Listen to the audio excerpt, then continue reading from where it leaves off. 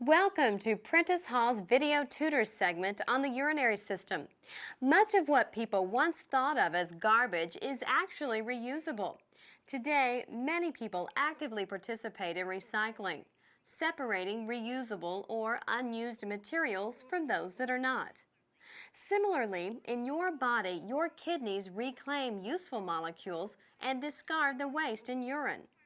How do our kidneys remove the waste from our blood while recovering the useful materials? To begin to answer this question, we will begin by examining the structure of the urinary system. Then we will take a closer look at the function of the nephron. Following that, we will examine the 3 steps of urine formation. Finally, we will find out how the kidney concentrates urine. One kidney lies on each side of your vertebral column. The kidneys are the primary organs concerned with body fluid and electrolyte regulation. In addition, the kidneys help regulate blood pressure and body pH. Unneeded fluid and ions are excreted in the urine.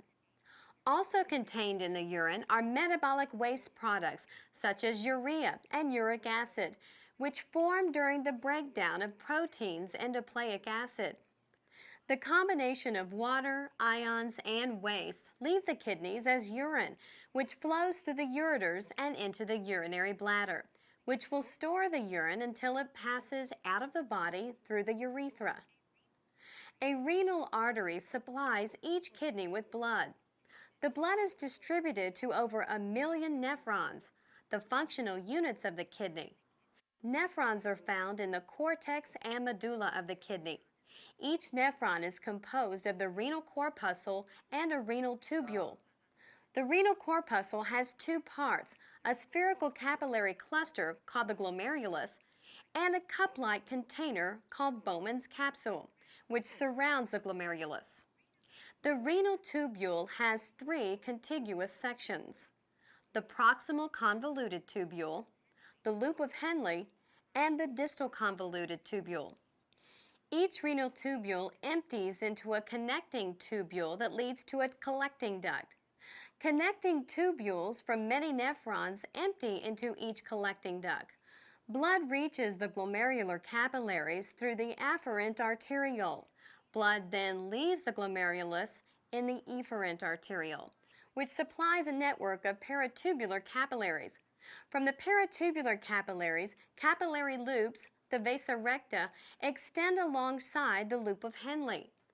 These loops are particularly long when they are associated with juxtamedullary nephrons, whose loops of Henle extend deep into the medulla of the kidney.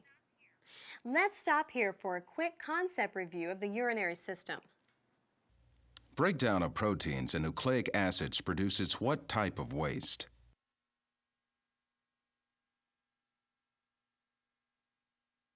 What are the 2 parts of the renal corpuscle?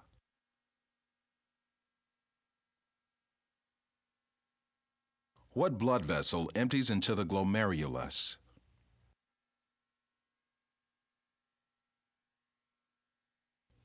What is the vasa recta?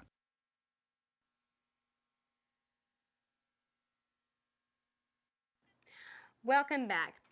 Let's now look at how urine is made.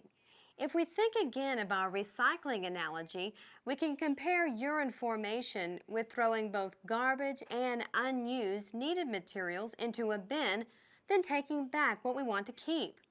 Now, before taking the trash out, we add a final few waste items. Urine is formed in 3 steps: filtration, reabsorption, and secretion, which we will discuss in order. Let's begin with filtration. Blood pressure within the capillaries of the glomerulus is unusually high because the efferent arteriole is narrower than the afferent arteriole. This bottleneck effect helps to push water and solutes across the capillary walls and into Bowman's capsule. In doing so, water and solutes cross a filtration membrane consisting of the fenestrated endothelial cells, the lamina densa, and the slit pores created by the podocytes that cover the glomerulus. Blood cells and large proteins are too large to pass through the filtration membrane. The water and small molecules forced into Bowman's capsule form a solution called glomerular filtrate. When the glomerular filtrate enters the renal tubule, it is called tubular fluid. The tubular fluid leaving the kidney is called urine. As it travels along the nephron, the composition of the tubular fluid changes dramatically. Reabsorption is the second step in urine formation. In reabsorption, ions and small molecules needed by the body, such as sodium, potassium, amino acids, and glucose, are taken back out of the filtrate by active transport or diffusion. In addition, water leaves the filtrate by osmosis. Most reabsorption occurs along the proximal convoluted tubule. Reabsorbed material moves into the interstitial fluid and then diffuses into the peritubular capillaries. The last step in urine formation is secretion. Secretion occurs in the proximal and distal convoluted tubules as well as the collecting system. During secretion, additional waste products are pumped into the filtrate. The DCT and collecting systems secrete acids, toxins, and drugs into the tubular fluid. Secretion occurs along the PCT in addition to reabsorption. By the time the tubular fluid reaches the collecting duct, at least 85% of the water and sodium ions have been removed for recycling. This is a good point to pause for a concept check before we look more closely at the loop of Henle. Take a moment to answer 4 concept check questions. What is reabsorption?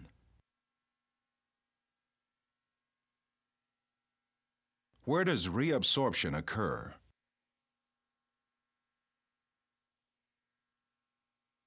Where does filtration occur?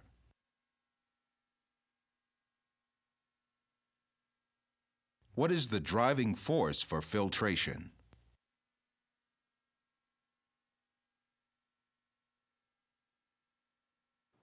Welcome back. Now that we understand the basic processes of filtration, reabsorption, and secretion, let's look at the role of the loop of Henle in producing the highly concentrated urine that helps the body conserve water. The concentration of solutes in interstitial fluid is greater at the bottom of the loop of Henle near the turn than at the top. This concentration gradient within the medulla affects how much water leaves the tubular fluid as it travels along the DCT and collecting system. The descending limb of the loop of Henle is permeable to water but impermeable to solutes. As the tubular fluid moves along the descending limb, it encounters an ever-increasing concentration of solutes in the peritubular fluid. As a result, there is a continual movement of water out of the tubular fluid through osmosis. This water enters the vasa recta and is carried out of the medulla.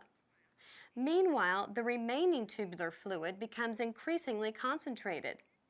The ascending limb of the loop of Henle helps to create the concentration gradient that pulls water out of the descending limb. Let's see how that works. The tubular fluid arriving at the turn of the loop is highly concentrated after its journey along the descending limb. Unlike the descending limb, most of the ascending limb is impermeable to both water and solutes. Water is not reabsorbed here, nor can solutes diffuse into the tubular fluid. Sodium ions and chloride are the most abundant ions in the tubular fluid, and large amounts of sodium and chloride are pumped out of the tubular fluid as it travels along the ascending limb. As these ions are pumped into the peritubular fluid, the solute concentration inside the tubule steadily decreases.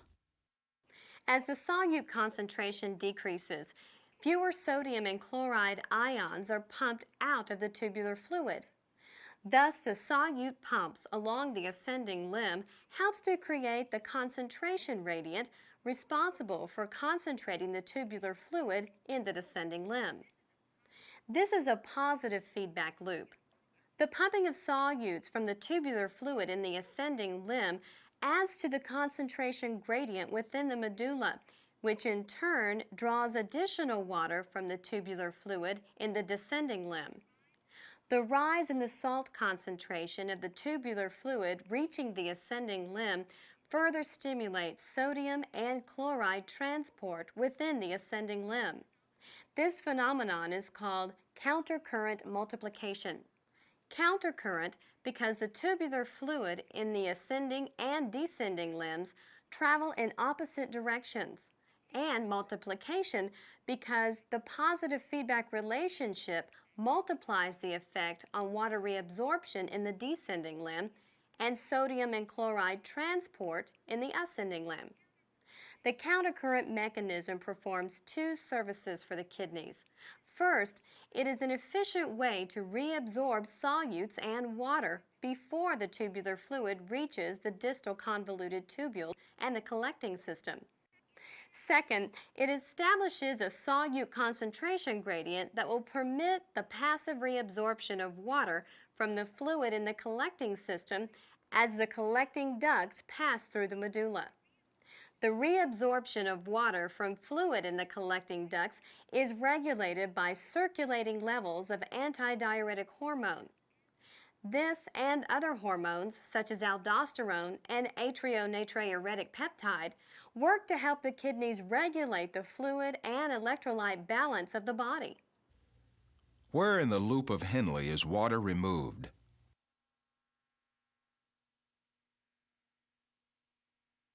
What happens to the water removed from the loop of Henle?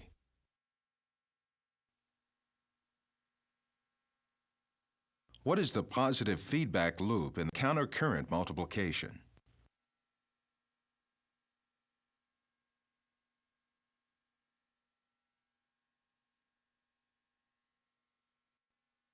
What does countercurrent refer to in countercurrent multiplication?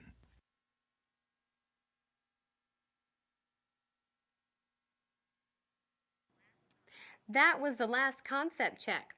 We hope this segment helps you to understand the functions of the urinary system. Next time you are thirsty and drink a glass of water, think of all the work your kidneys do just to recover usable materials and properly adjust the water content of your body.